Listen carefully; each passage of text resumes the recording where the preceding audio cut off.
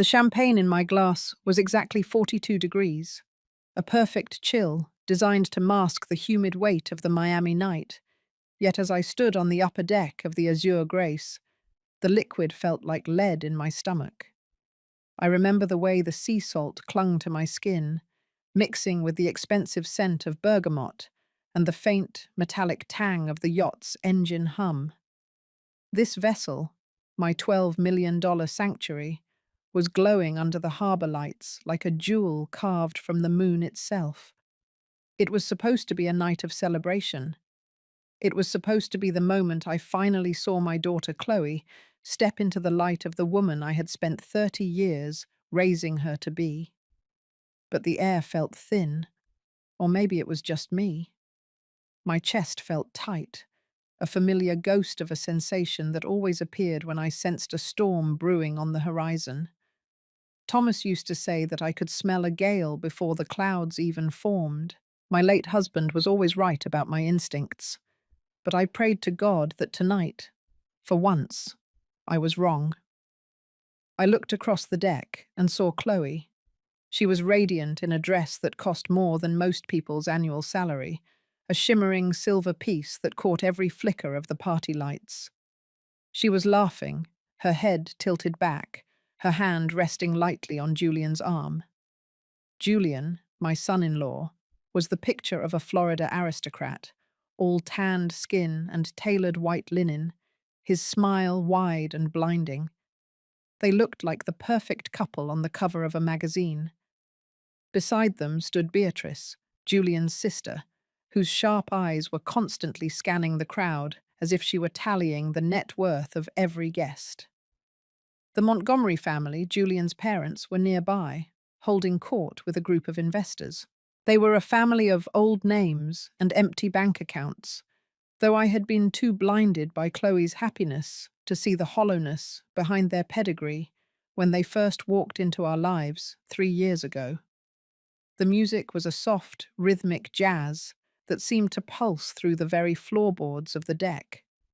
I felt the vibration in the soles of my feet, a grounding sensations that reminded me that every inch of this teak wood, every screw in this hull, had been paid for with the sweat of my own brow.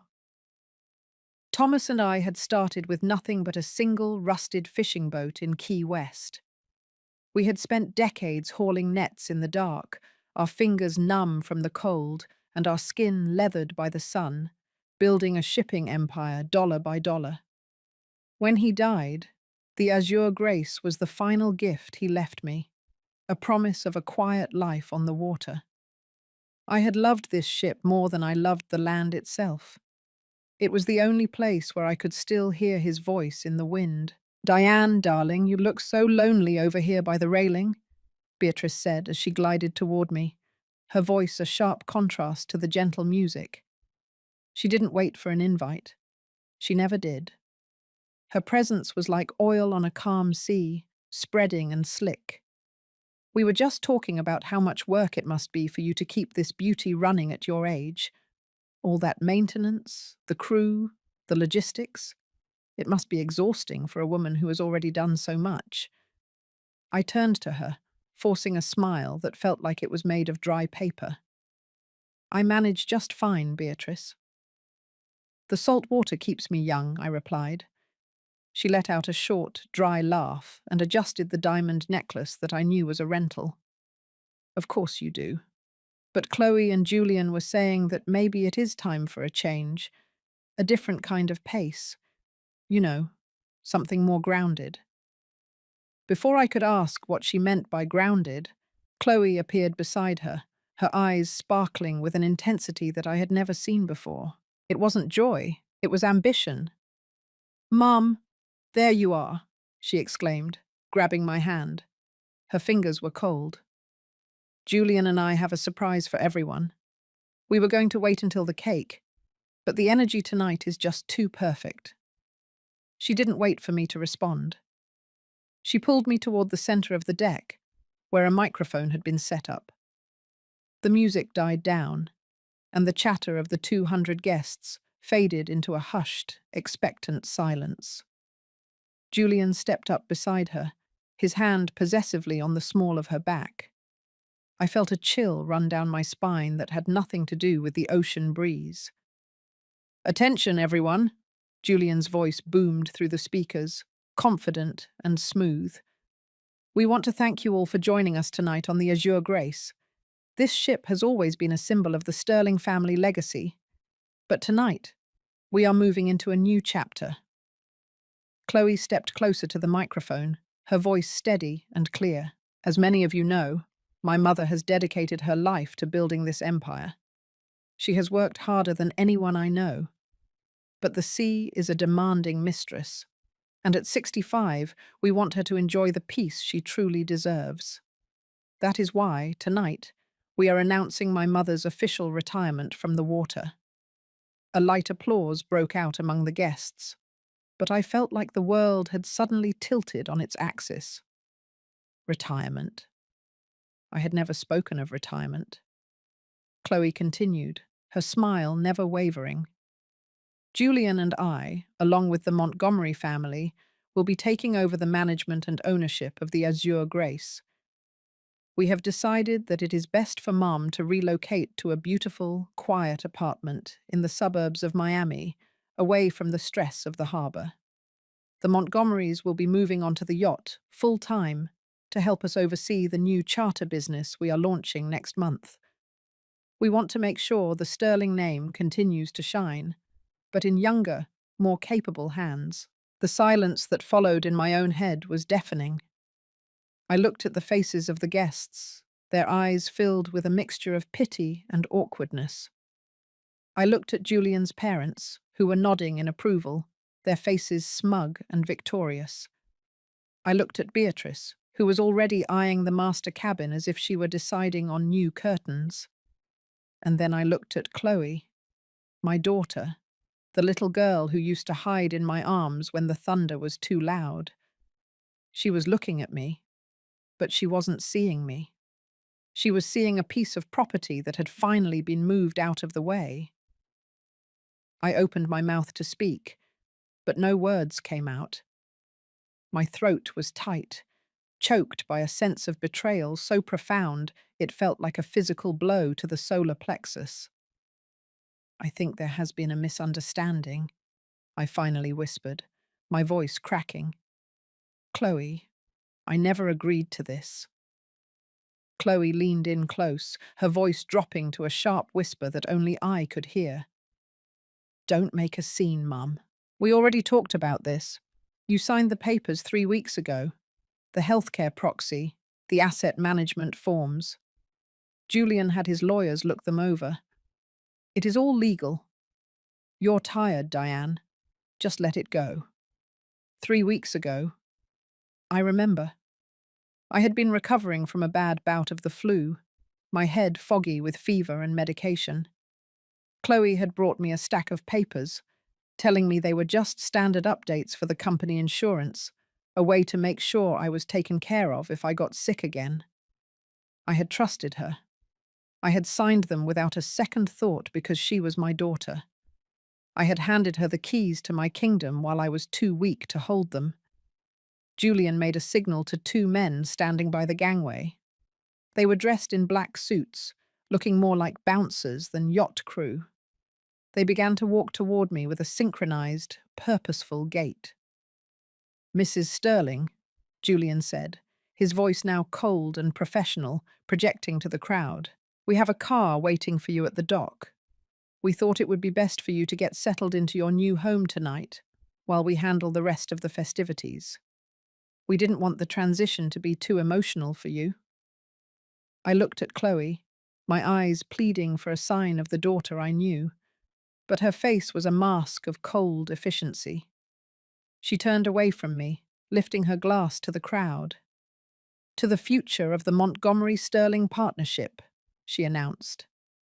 The 2 men in black reached me. One of them placed a firm hand on my elbow. The grip was strong, unyielding. It was the grip of a stranger on my own ship. "Please, ma'am, let us escort you to the car," the man said. His voice was flat, devoid of emotion. I looked around the deck, at the luxury I had built. at the memories of Thomas that were embedded in every polished surface. I was being evicted from my own life. I was being erased in front of the very people I had spent years trying to impress for Chloe's sake. I found my voice, though it was small and trembling. "This is my ship," I said, looking at Julian. "I paid for every inch of it." Julian stepped forward, leaning in until I could smell the expensive gin on his breath. "Not anymore, Diane. You're just a guest who has overstayed her welcome.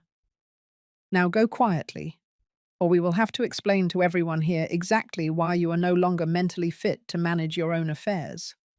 We have the papers, remember? Don't force us to use the darker ones." I felt the blood drain from my face. They had planned this for months. They had waited for me to be weak, and they had struck with the precision of a shark. I looked at Chloe one last time, but she was already busy talking to a group of Beatrice's friends, her laughter ringing out across the water like a death knell. I let the men lead me toward the gangway. Every step felt like I was walking into an abyss. My knees were shaking, and I had to grip the railing to keep from falling. I passed the Montgomerys, who watched me with a cold, detached curiosity. I passed Beatrice, who smiled a thin, cruel smile as I went by. I reached the dock and felt the solid, unyielding concrete under my feet. It felt wrong. It felt like the earth was rejecting me. I turned back to look at the azure grace. The ship was glowing, the music had started up again, and the party was continuing as if I had never existed. I saw my daughter on the top deck, her shimmering dress reflecting the lights of the city. She didn't look down. She didn't look back. The black town car was waiting, its engine idling with a low, menacing growl.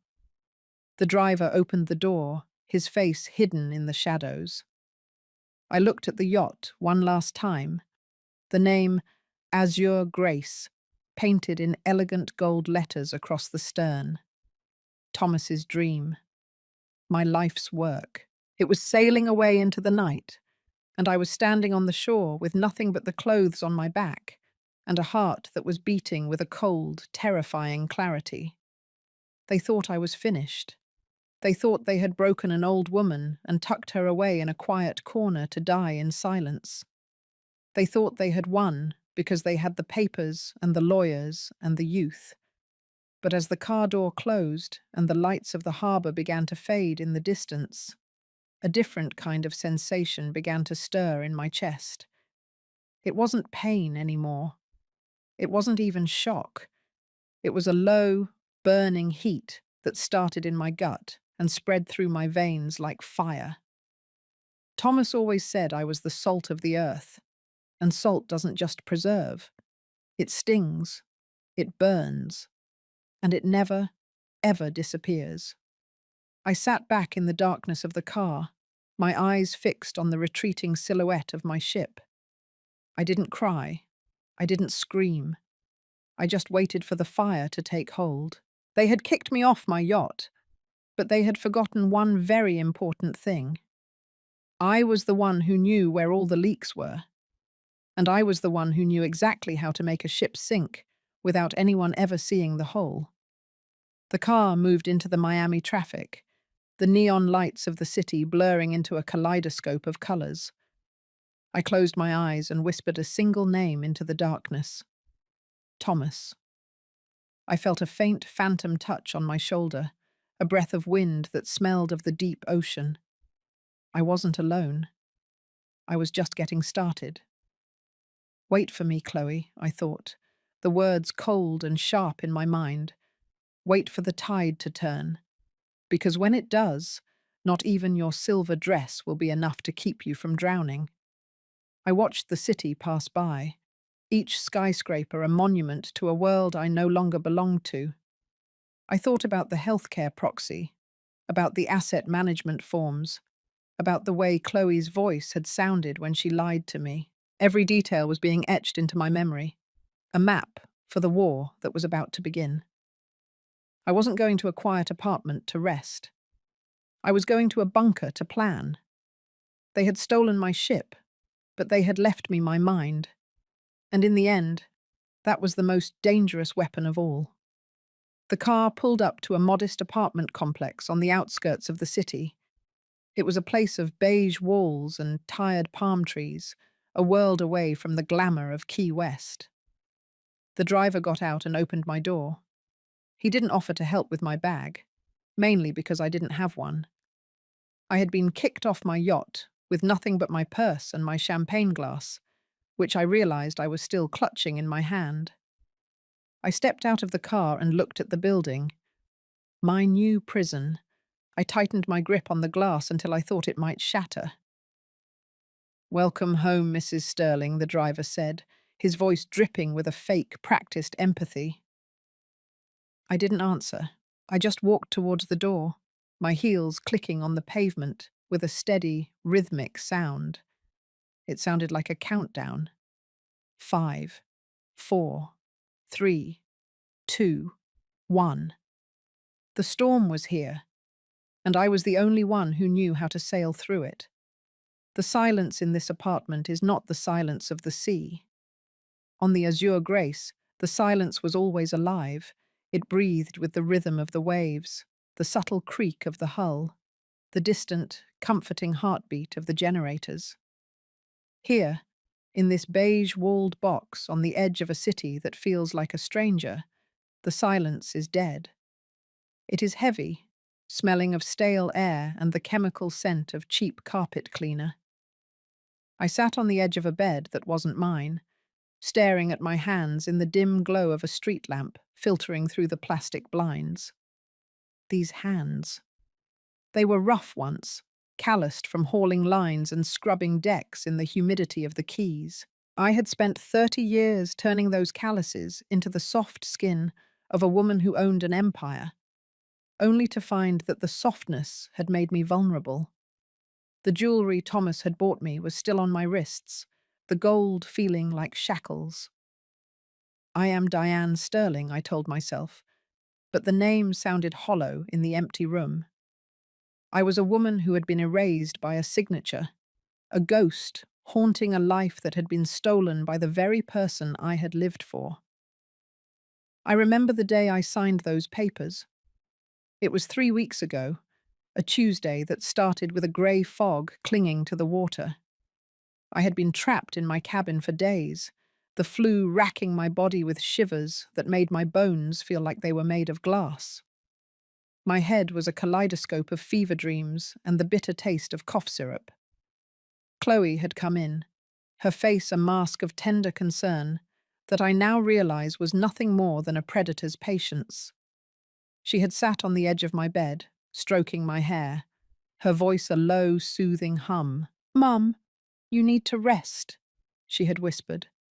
"Everything is a mess at the office, and the insurance companies are breathing down our necks because you're not there to sign the renewals. I've brought the standard updates.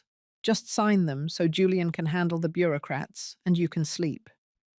I had looked at her, my eyes blurry and watering, and I saw only my daughter. I saw the toddler who used to cry when she scraped her knee.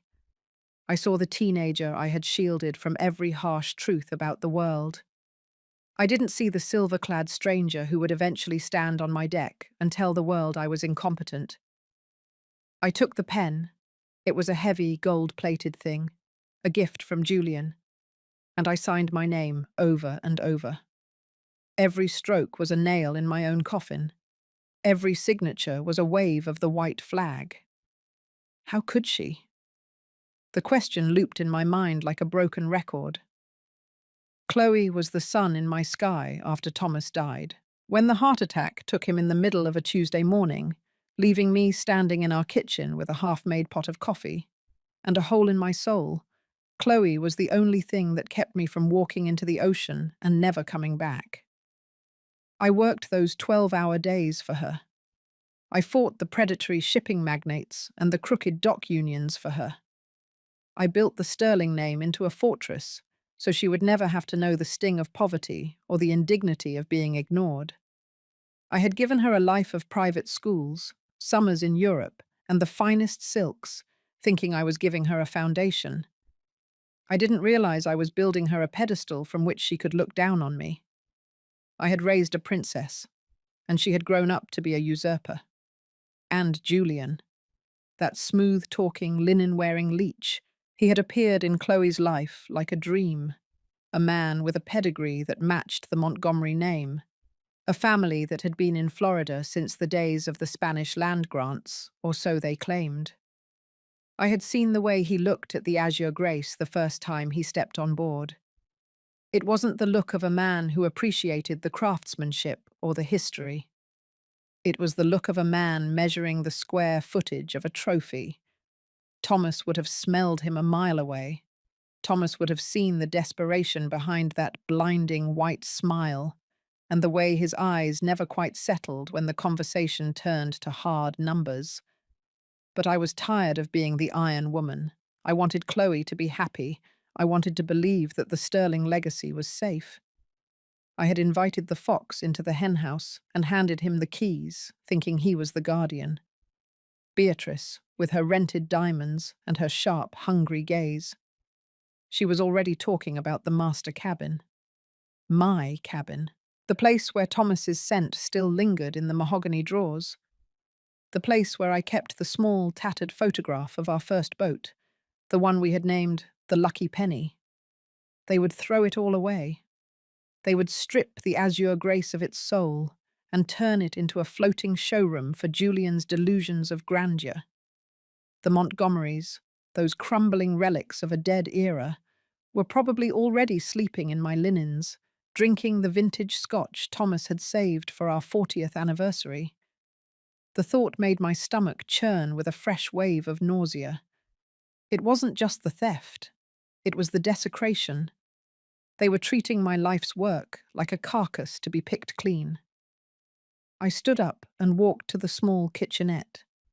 It was a pathetic space, the counters made of cheap laminate that had started to peel at the edges. I turned on the tap, and the water came out in a hesitant, rusty stream. I reached into my purse, my fingers brushing against the cold, hard surface of the champagne glass I had subconsciously carried off the yacht. I looked at it in the moonlight, a delicate, crystal flute, still smudged with my lipstick, a relic of a night that had ended in exile. I set it on the counter, and the sound of the glass hitting the laminate was a dull, miserable thud. I looked at my reflection in the dark window. I saw an old woman. My hair was disheveled, the expensive bergamot scent now a faint, mocking ghost of the woman I was 2 hours ago. My eyes were red and tired, but deep inside the pupils, there was a spark. It was the same spark Thomas used to see when the fish were running and the nets were heavy. It was the spark of a survivor. I thought back to the boat Thomas and I started with. The Penny. She was a rusted, leaking bucket that smelled of diesel and old bait, but she was ours. I remember one night, a storm had caught us 10 miles off the coast of Key West. The waves were 15 feet high, crashing over the bow, the wind screaming through the riggings like a banshee. Thomas was at the wheel, his knuckles white, his jaw set in a line of pure iron. "Diane," he had shouted over the roar of the sea, "the ocean only takes the ones who forget they belong to the earth. Hold the line." We had held that line together, soaked to the bone, our lungs burning with salt, until the sun broke over the horizon. We had built an empire from that one night of defiance. If Thomas could see me now, huddled in this beige room, he wouldn't see a victim. He would see a captain who had been mutinied against. And he would remind me that a captain's first duty is to the ship, no matter who is trying to sink it. The enhuknya, the shame of being escorted off my own deck in front of my peers. I could still see the faces of the investors, the socialites, the people I had invited into my home. I could see the way they looked away, their eyes filled with that terrible, polite pity. They thought I was a senile old woman who had finally lost her grip. They would go home and talk about the sad end of the Sterling era, They would toast to Chloe and Julian, the new kings of the harbour, while I was forgotten in the suburbs. The Montgomery family would spread the narrative that I was mentally unfit, using the flu-induced fog of 3 weeks ago as their evidence. They would use my own vulnerability as the weapon to destroy my reputation. Julian's lawyers would have everything tightened, every loophole closed. They had the papers, they had the law, but they didn't have the salt. I walked over to the small, tattered suitcase that the driver had tossed onto the floor before he left. I hadn't even realized I had a suitcase until now. I opened it and saw a chaotic jumble of my things. Clothes Chloe had obviously thrown together in a hurry. My silk blouses were wrinkled, my shoes tossed in without their bags. But at the very bottom, tucked under a heavy sweater, my hand hit something hard and rectangular. I pulled it out. It was Thomas's old leather-bound logbook from the early days of Sterling shipping. I had kept it in the safe in the master cabin. Arthur, the ship's old bosun and my most trusted friend for 40 years, must have slipped it in when the men in black were distracting me. Arthur. He had been there when we bought the Penny. He had been there when we launched the Azure Grace. He was the only one who knew the Sterling business as well as I did. I opened the logbook, the smell of old paper and salt filling the small room. I flipped through the pages, seeing Thomas's steady, rhythmic handwriting. Logs of fuel costs, weather patterns, and cargo weights. But as I reached the very back, I saw a loose sheet of paper tucked into the binding. It was a note, written in Arthur's shaky but precise script. Diane, the tide always goes out before it comes back in. They found the safe, but they didn't find the floorboards. I took what mattered. I'm at the old dock house in Key West. Don't let the silence fool you. The ship is still yours. Come home. I felt a sudden, sharp intake of breath. The floorboards. Thomas had always been a man of secrets, a man who knew that a successful business was a target. He had built a hidden compartment into the hull of the Azure Grace, a space that only he and I knew existed. It held the original titles, the handwritten agreements with the Key West unions, and something else, a contingency plan he had drafted years ago when Chloe first started dating Julian. He had never liked the Montgomerys. He had seen the hollow eyes of the hungry aristocrat in Julian long before I did. The low, burning heat in my gut flared into a steady flame. I looked back at the crystal flute on the counter. It was stained with the lipstick of a woman who had been defeated. I picked it up and walked to the window. I looked out at the lights of Miami, far in the distance, where my ship was currently hosting a party for thieves. I am not an old woman in retirement, I whispered to the empty room. I am the captain, and I am going to reclaim my ship. I looked at my hands again. They weren't just soft skin anymore. They were the hands that had built a legacy. They were the hands that were going to tear down the Montgomery-Sterling partnership brick by brick, or in this case, plank by plank. Chloe had played her hand, Julian had played his, but they had forgotten that a game of chess on the water is played by different rules. They had the papers, but I had the history, I had the truth, and I had the salt that was now stinging my eyes, not as tears of grief, but as the sweat of a new war. I closed the logbook and packed it back into the suitcase. I didn't need the expensive blouses or the designer shoes. I needed my boots. I needed my resolve. I looked at the beige walls one last time. They weren't a prison. They were a staging ground. The Montgomerys thought they had tucked me away to fade into the background, but they were about to find out that Diane Sterling was never a woman who stayed in the shadows. The Azure Grace was calling to me, her spirit still tied to mine through the salt and the sea. Arthur was waiting. Thomas was watching. And the tide. The tide was finally starting to turn. The dawn didn't break in Miami. It just leaked through the smog, a sickly grey light that offered no warmth to the cold beige room. I didn't wait for the sun. I had spent the night staring at the logbook, tracing Thomas's handwriting until my fingers felt the phantom vibrations of his heartbeat. By 4 o'clock in the morning, I had made my move. I left the designer heels behind. I stripped off the burgundy silk dress, the one Chloe had bought me, no doubt with my own money, and left it in a heap on the floor like a discarded skin. I found an old pair of denim jeans and a heavy flannel shirt in that chaotic suitcase, remnants of my life before I became a trophy mother. I looked in the mirror, and for the first time in years, I didn't see Mrs. Sterling of the Azure Grace. I saw Diane, the girl from the docks. My face was pale, my eyes sunken, but there was a hardness in my jaw that I hadn't felt since Thomas and I were living on $5 a day and a prayer. I slipped out of the apartment before the guards Julian had stationed downstairs could finish their shift. They weren't looking for an old woman in a baseball cap and a tattered jacket, carrying a single duffel bag. They were looking for a broken socialite. I walked 3 miles to the Greyhound station, my joints aching with every step, the humidity of South Florida already clinging to me like a shroud. The bus station was a purgatory of neon lights and the smell of burnt coffee and desperation. I sat on a plastic bench, my hand gripping the strap of my bag, watching the travelers. I was Diane Sterling, a woman whose name once opened the doors of every bank in the city, and here I was, counting out $28.50 for a one-way ticket to Key West. The indignity didn't sting anymore.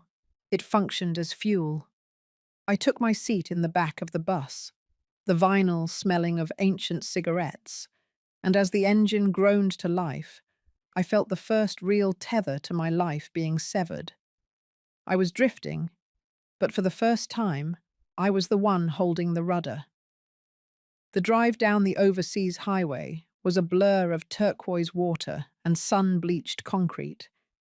Every bridge we crossed felt like a mile further away from the trap Chloe had set. I watched the water, the familiar shades of emerald and sapphire that Thomas and I had navigated for 30 years. I saw charter boats and luxury yachts, their white hulls gleaming, and I felt a sharp, jagged pain in my chest. One of those could have been the Azure Grace.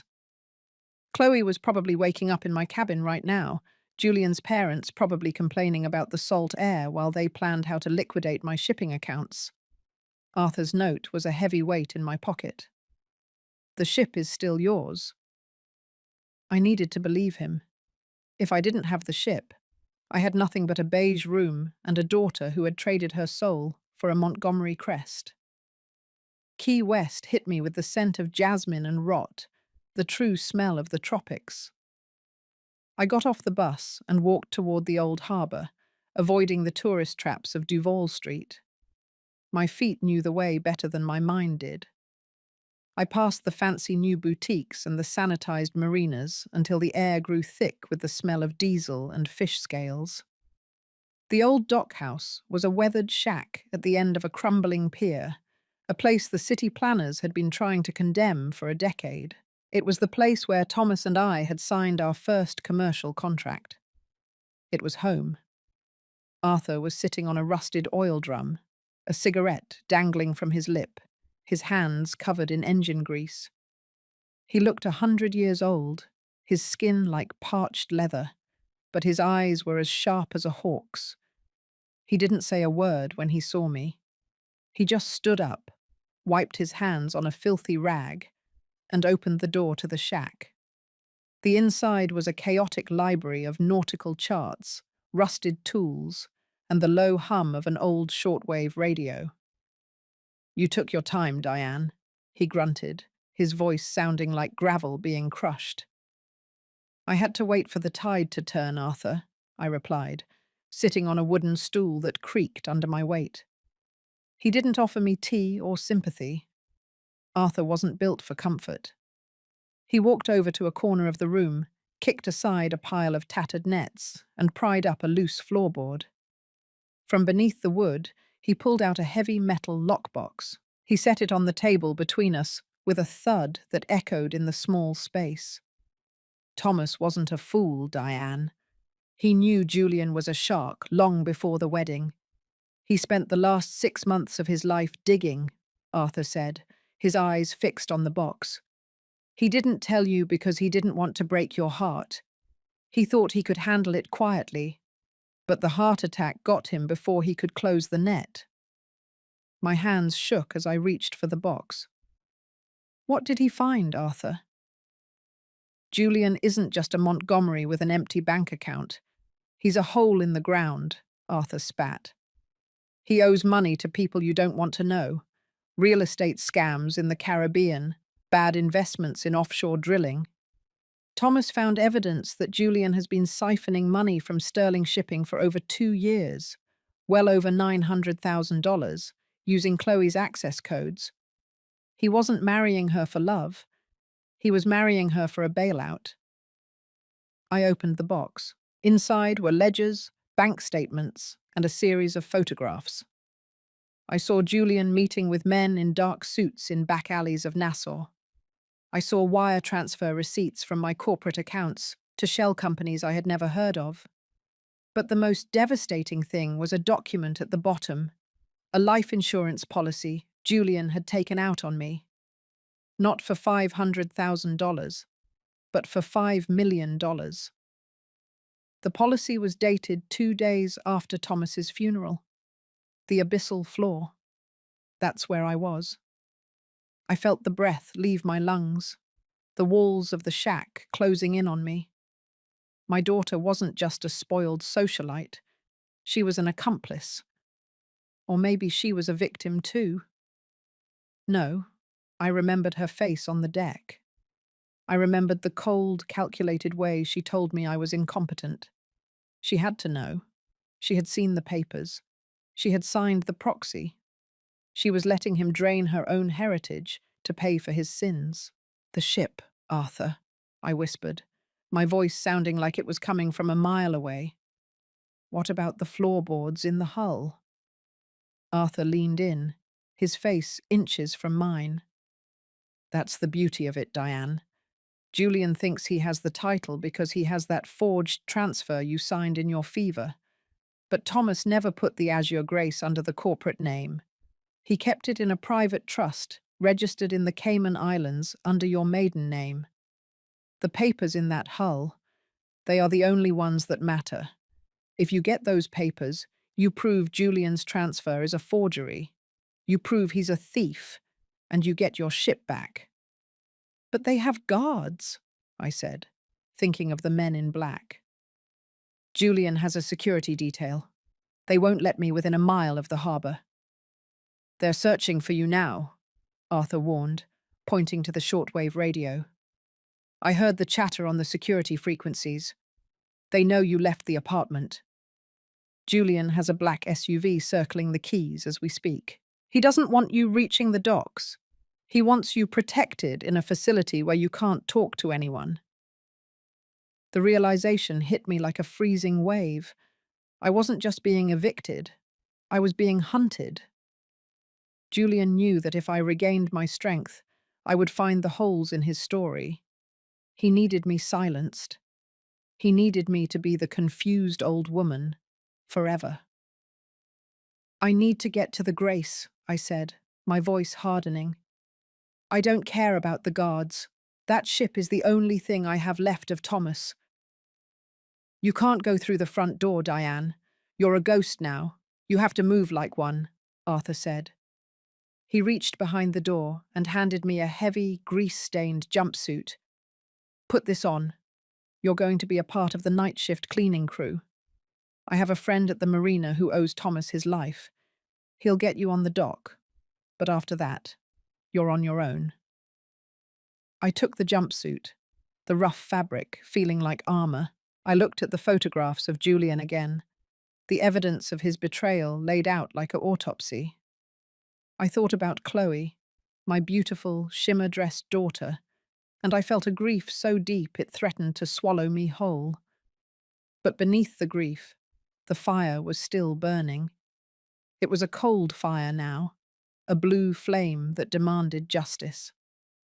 As I was changing into the jumpsuit, a low, rumbling sound echoed from the pier. Arthur moved to the window, his hand going to a heavy wrench on the table. "Black SUV," he whispered. "They're here." My heart hammered in my chest. I looked at the back door of the shack, a rotting piece of wood that led directly into the mangroves. "Go, Diane," Arthur said, his eyes filled with a fierce loyalty. "Get to the harbour. I'll hold them off. Tell them I haven't seen you since the wedding. I'll be the old senile drunk they expect me to be." "Arthur, no." "Go," he hissed. "Hold the line, Diane, for Thomas."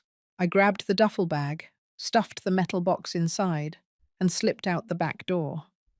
I felt the mud of the mangroves squelch under my boots, the salt air stinging my eyes. I didn't look back. I moved through the thick, tangled roots, my breath coming in ragged gasps. I heard the sound of car doors slamming, the sharp, barking voices of men demanding information. I heard the sound of a struggle, a muffled grunt, and then the heavy silence of the night. I was alone in the darkness, a 65-year-old woman in a grease-stained jumpsuit, running through the swamp with the evidence of $1 million crime in her bag. I reached the edge of the mangroves and saw the lights of the Miami Key West harbor in the distance. The Azure Grace was out there, her white hull a beacon in the dark. She was surrounded by enemies, her deck crawling with thieves and vultures. But she was still mine. I looked at my hands, now covered in mud and grease. I was no longer Diane Sterling, the socialite. I was Diane, the hunter. I started to walk toward the lights, my heels no longer clicking, my footsteps silent on the damp earth. Julian thought he had won because he was young and strong and backed by a name. But he had forgotten that the ocean doesn't care about names. It only cares about the ones who know how to survive the storm. I reached the perimeter fence of the marina, my eyes scanning the shadows for the security detail. I saw the black SUV idling near the main gate, its headlights cutting through the fog. I saw the men in black, their earpieces glowing blue in the dark. They were looking for a victim. They weren't prepared for a mother who had nothing left to lose. "I am the salt," I whispered to the wind. "And tonight, I am coming home." I found the gap in the fence that Arthur had told me about, a narrow space behind a stack of shipping containers. I squeezed through, the jagged metal tearing at my jumpsuit, the smell of diesel and sea salt filling my lungs. I was inside the wire. I was a shadow in the engine room of my own life.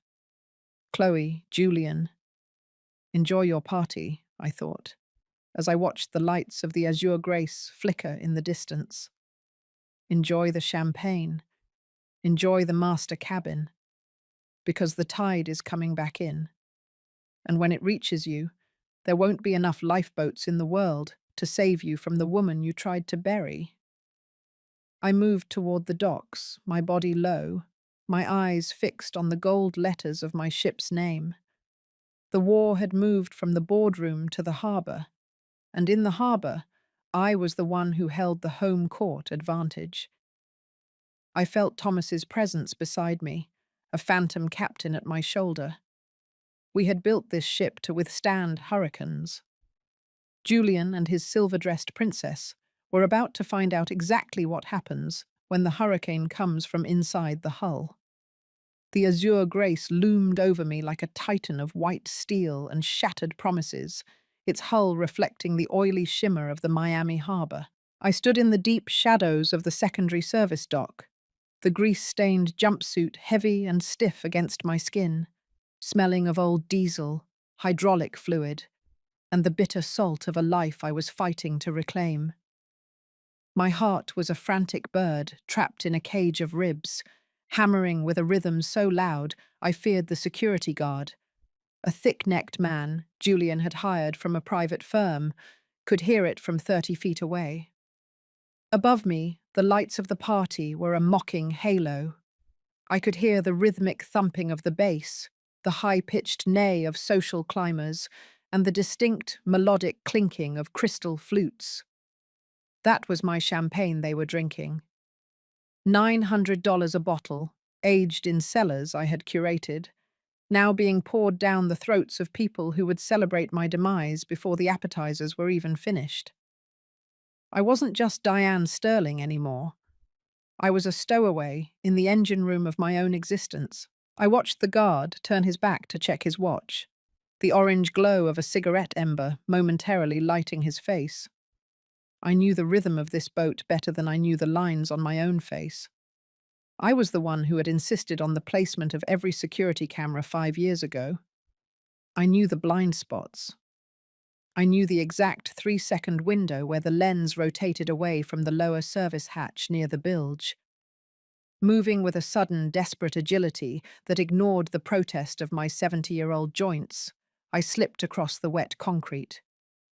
I reached the hatch, a heavy metal door that was supposed to be electronically locked, but Arthur's voice echoed in my head, reminding me that the latch had a tendency to slip if hit with enough force at the right angle.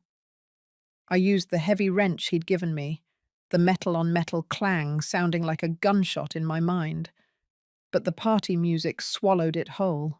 The door gave way, and I slid into the darkness, the sudden silence of the interior hitting me like a physical weight. The air here was different. It was thick with the scent of diesel and the low, constant thudding of the generators, the heartbeat of the Grace. This was Thomas's domain. He used to spend hours down here, his hands black with soot, talking to the engines as if they were unruly children. "She's a living thing, Diane," he would say, his eyes twinkling under the grime. "If you don't listen to her heart, she'll break yours." I navigated the narrow, dimly lit gangways with the muscle memory of a ghost. I passed the crew quarters, hearing the muffled sound of a football game on a television. These were men and women I had hired, people I had given bonuses to every Christmas, yet now they were serving a man who had stolen their captain's ship. I felt a sharp pang of betrayal, a cold needle in my heart, but I suppressed it. They had families to feed. They didn't know the truth of the papers Chloe had forced under my pen while I was drifting in a feverish fog. I reached the service ladder that led to the subfloor of the lower deck, near the ballast tanks. This was the dark underbelly of the ship, a place where the Montgomerys and their silver-dressed princess would never dream of stepping. The heat was stifling, and the grease on the floor made every step a gamble. I knelt in the cramped darkness, the metal floor cold through my jumpsuit. "The third plank from the starboard ballast," I whispered, Thomas's voice guiding me through the gloom. I fumbled in my duffel bag for the heavy screwdriver Arthur had provided. My fingers were trembling so violently I nearly dropped it into the oily water of the bilge. Above me, I could hear the muffled, arrogant click of high heels. It was Beatrice. I could hear her sharp, nasal voice complaining to someone about the faint smell of oil that was ruining the ambience of the lower salon. "Julian really needs to sell this industrial relic and buy a modern cruiser," she snickered. "Something with more pedigree." Pedigree. I jammed the screwdriver into the seam of the teak floorboards, a surge of white-hot rage giving my old muscles a strength they shouldn't have possessed. I pried with everything I had, the wood groaning in a way that sounded like a scream in the quiet of the bilge. The board gave way. Beneath it, tucked into a waterproof steel cylinder, was Thomas's final insurance policy. I pulled it out, my chest heaving, the air in the subfloor feeling thin and metallic. Inside the cylinder were the original titles to the ship, the Cayman Island Trust documents, and a handwritten ledger that Thomas had kept for the last 18 months of his life. I opened it to the first page, and the words hit me like a splash of freezing water. For Diane, in case the sharks come circling. Thomas had been investigating Julian Montgomery long before the wedding. He had tracked the wire transfers, the systematic siphoning of $12 million from sterling shipping, disguised as consulting fees for the Montgomery estate. Julian wasn't just a man with an empty bank account. He was a black hole of debt. He owed money to creditors in Nassau, who didn't use lawyers to settle their accounts, men who dealt in blood and silence. Julian had been drowning, and he had used my daughter as his life raft. And Chloe? I looked at the ledger, at her access codes used for the transfers, and I felt a grief so profound it felt like my soul was being flayed. Had she known? Had my Bauvat, my treasure, been a willing participant in my erasure? Or had she been as blinded by his white linen charm as I was? I clutched the documents to my chest, the paper feeling more precious than any diamond I had ever owned. This was the proof. This was the anchor that would stop the drift. But as I started to replace the floorboard, a shadow fell across the narrow opening of the service ladder. I froze, my breath catching in my throat, my hand instinctively going to the heavy wrench. I thought I heard the Grace groaning in a way she only does for family, a voice said. It wasn't a guard. It was Marcus Vance, Thomas's old legal shark, a man Julian had forced into a shameful retirement 3 years ago after manufacturing a scandal. He was dressed in a worn tuxedo that had seen better days, his eyes scanning the darkness with the sharp intelligence of a predator who had been waiting in the tall grass. "Marcus," I whispered, emerging from the shadows like a grease-stained apparition. He jumped back, his eyes widening as he registered the woman in the jumpsuit. "Diane? My God, Diane. They told the world you were in a private psychiatric retreat in the desert. They said you'd had a total break after the wedding." "I'm at the retreat Julian built for me, Marcus," I said, my voice sounding like gravel being ground under a boot. "It's called Exile. But I found them. I found Thomas's floorboards." Marcus looked at the cylinder in my hand, and a slow, grim smile spread across his face. A smile that promised a bloodbath. So the old man really did it. He told me once that if he died, he'd leave the light on for you. I've been sneaking onto these parties for weeks, hoping to find a way to reach you, hoping to get into this hull myself. I knew Julian was liquidating the Key West holdings. I knew he was trying to move faster than the law. "They took everything, Marcus," I said, the words spilling out of me like blood. "The accounts, the legacy, the ship. Chloe. She told them I was incompetent. She helped him sign me away." Marcus grabbed my shoulders, his grip firm. "Listen to me, Diane. Julian is desperate. He's into the Russians for over $4 million, and they don't take apologies. That's why he needs the Azure Grace sold by Friday. He's already in talks with a shell company in Panama. Once that ship leaves American waters, the title is as good as gone, and you'll be a ward of the state forever. We have 48 hours. "How?" I asked, looking at the grease on my hands. "I'm a ghost. I have no standing. I have no money." "You have me," Marcus hissed. "I never retired, Diane. I just moved into the shadows to sharpen my teeth. I have the files Thomas sent me before he died, the ones he called contingencies. We have the wire fraud, the forgery, and now we have the original trust title that proves Julian's transfer is a legal fiction. But we need to move. Now. Julian has the harbor police on his payroll. If they find you here, they won't just take you back to that apartment. They'll make sure the eccentric Mrs. Sterling has a tragic accident in the harbor." The weight of the danger hit me, but it didn't paralyze me. It focused me. For the first time in weeks, the fog of the flu and the haze of grief were gone. I looked up at the ceiling, hearing the vibrations of the party above. Chloe was up there, laughing with the man who had murdered her father's legacy. Julian was up there, drinking the scotch of a man he had betrayed. I felt a surge of cold, calculating power. Wait, I said, a sudden memory surfacing. The anniversary scotch, the 30-year-old Macallan in the safe in the master cabin. Thomas told me that if the storm ever got so bad that the masts were snapping, I should look at the bottle. Marcus frowned.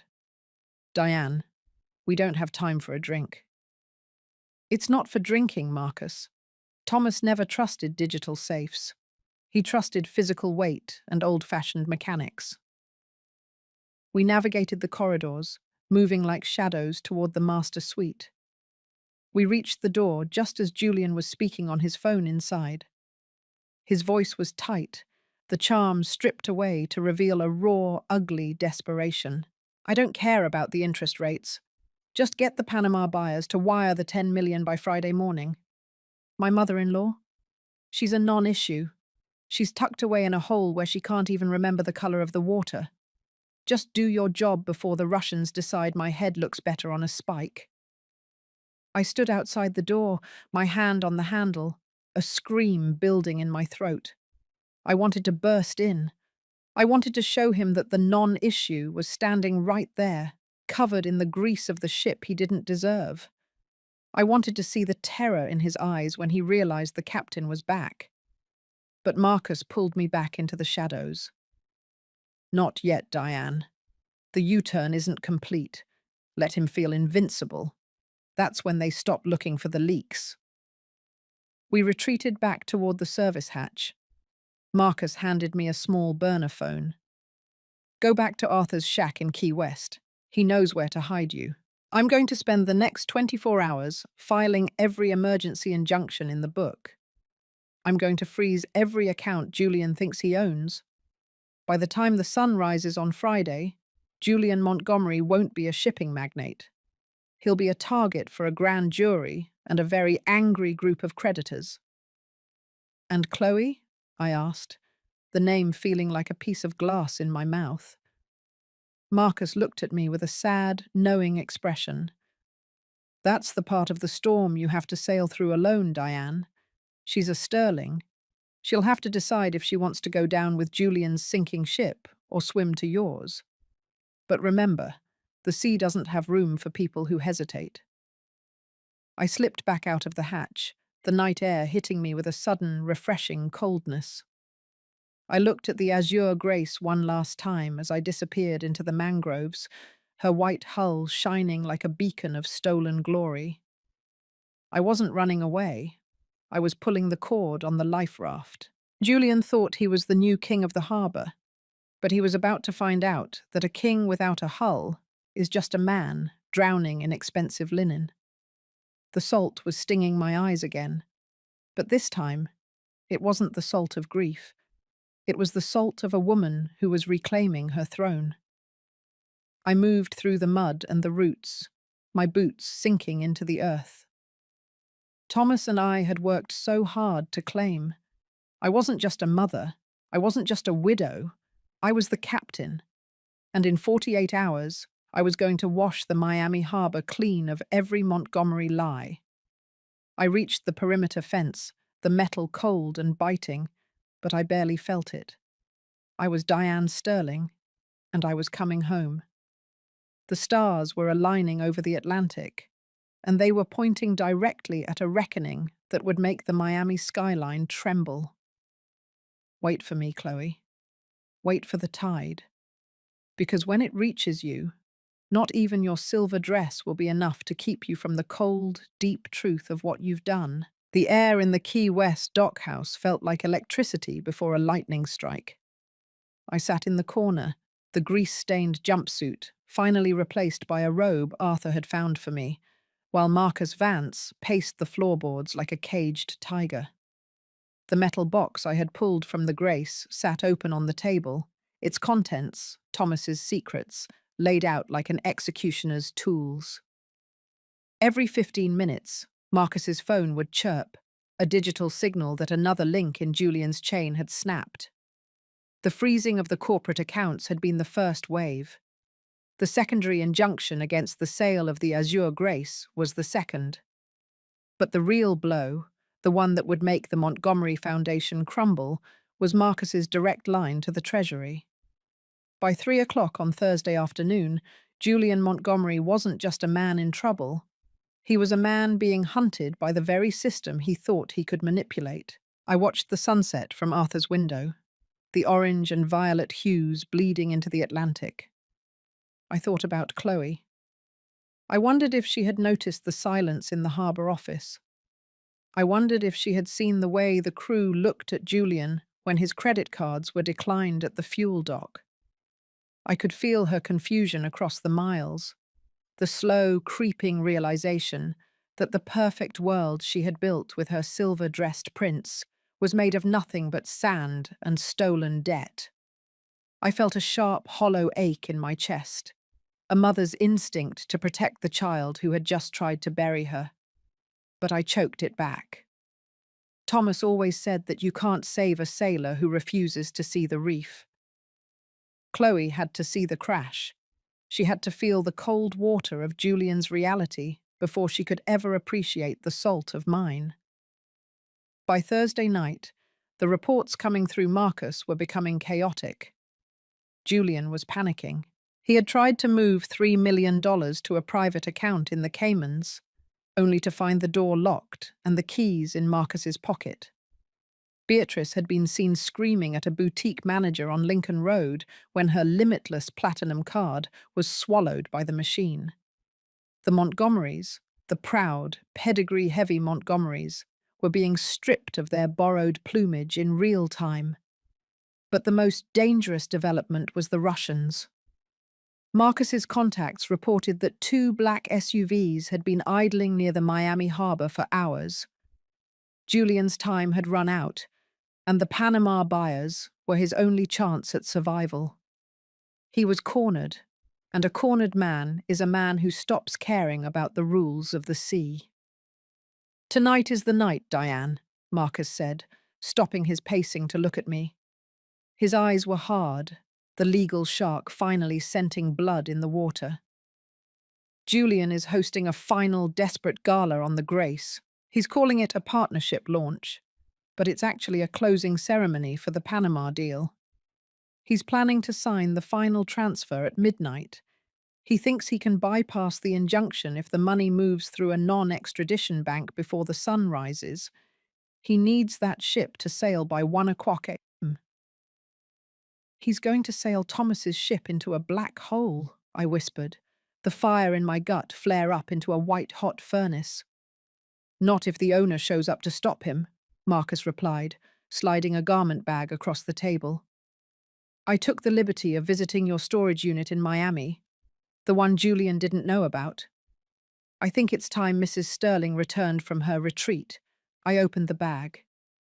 Inside was the black silk evening gown I had worn to the opening of the Sterling Maritime Museum 3 years ago. It was a dress made of shadows and iron, a piece that commanded respect without saying a word. Beside it lay the sterling pearls, not a rental, but a legacy handed down through 3 generations of women who knew how to weather a gale. I looked at the dress, then at my hands, still faintly stained with the grease of the bilge. I wasn't just Diane, I was the captain. And tonight, I was going to claim my bridge. The drive back to Miami felt like a funeral procession for the man Julian used to be. I sat in the back of Marcus's sedan, the gold cylinder from the floorboards gripped in my lap like a scepter.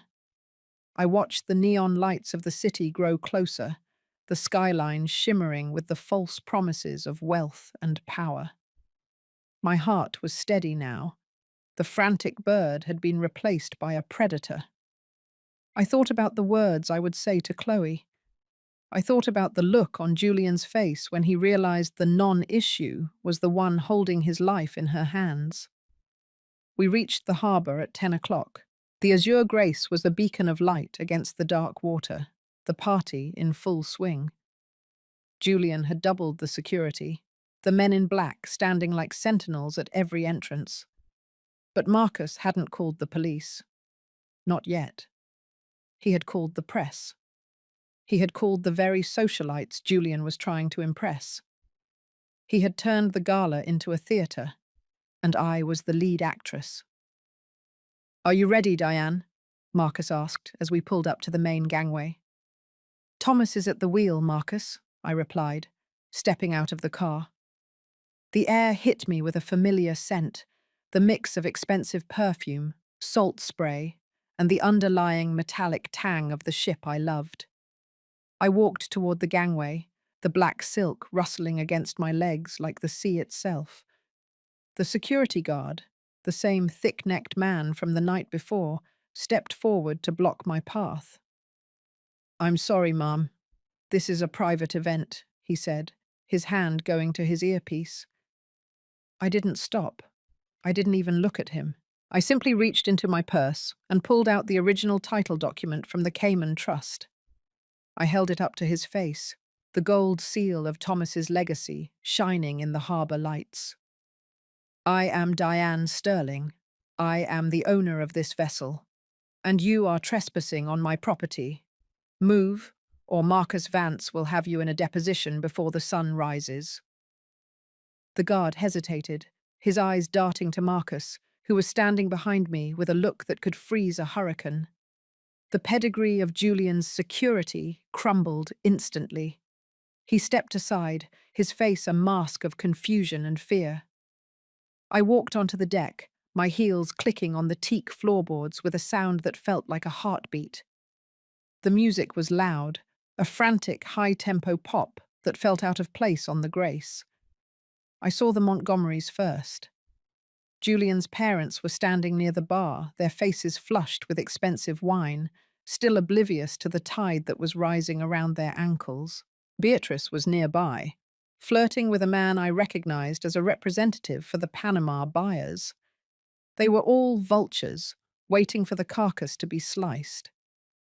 Then I saw Julian. He was at the center of the upper deck, a fountain of false confidence. He was holding a pen, a legal document laid out on the table in front of him. Chloe was by his side, her silver dress now looking tarnished in the harsh glare of the party lights. She looked pale, her eyes scanning the crowd with a restless, hunted expression. She knew. Even if she didn't have the facts, she could feel the ship sinking. I reached the top of the stairs. The music didn't stop, but the silence began to spread from the center out, like ripples in a pond. One by one, the guests turned. They saw the woman who was supposed to be in a desert retreat. They saw the grease-stained ghost transformed back into the queen of the harbour.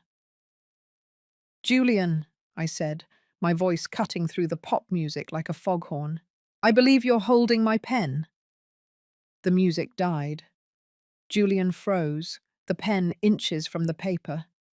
He turned slowly, his face drained of colour, his eyes widening with a terror that was almost beautiful to behold.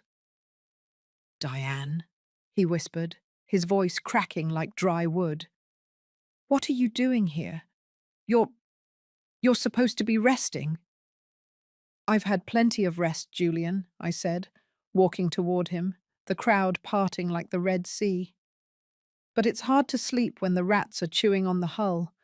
Chloe, darling, step away from the table. You don't want to be standing there when the floor gives way." Chloe looked at me, her mouth opening in a silent gasp. "Mum, they said you were sick. They said you had a breakdown." "The only thing that broke, Chloe, was my trust in you," I said, stopping 3 feet from the table. I looked at Julian, my eyes fixed on his like a shark's. "I found the floorboards, Julian. I found the transfers. I found the $5 million policy you took out on my life. And Marcus Vance has already delivered the evidence to the district attorney." A collective gasp went up from the crowd. The Panama buyers stepped back, their faces suddenly cold and detached. They were businessmen, They didn't stay for a sinking ship. Julian tried to regain his composure, his white linen charm flickering like a dying bulb. This is a misunderstanding. She's confused. Security, escort Mrs. Sterling off the vessel. She's not mentally fit. I'm fit enough to know that the title you're trying to sign over is a forgery, Julian, I said, slamming the gold cylinder onto the table. This is the original trust document. The Azure Grace was never part of Sterling Shipping. She's mine, personally. And since I didn't sign that transfer, your contract with the Panama buyers is worth exactly as much as your Montgomery pedigree. Nothing.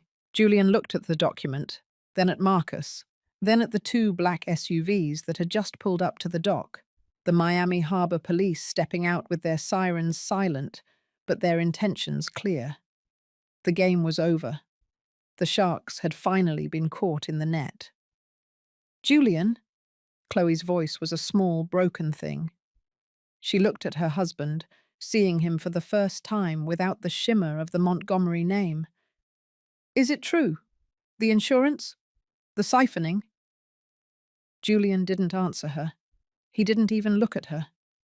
He looked at me, and for a fleeting second, the rage flared in his eyes. He reached for the document on the table, a last-ditch effort to destroy the evidence. But Marcus was faster. He grabbed the papers and stepped back, shielded by two harbor officers who had just reached the deck. Julian Montgomery, you are under arrest for wire fraud, forgery, and grand larceny, the lead officer announced, the handcuffs clicking into place with a sound that felt like the final chord of a symphony. The Montgomerys began to scream, their pedigree dissolving into a series of ugly, frantic protests. Beatrice tried to hide in the crowd, but the cameras of the press were already on her. The theatre was complete. The vultures were being led away in chains. I looked at Chloe. She was standing alone in the center of the deck, the silver dress reflecting the cold blue lights of the police cars. She looked at me, her eyes filled with a grief that I knew would take a lifetime to heal. "Mum," she whispered, stepping toward me. I didn't move. I didn't offer her my arms. Not yet. The tide had turned, and the azure grace was mine again, but the salt of betrayal was still stinging the air between us. "Go to the dock, Chloe," I said, my voice steady and iron cold.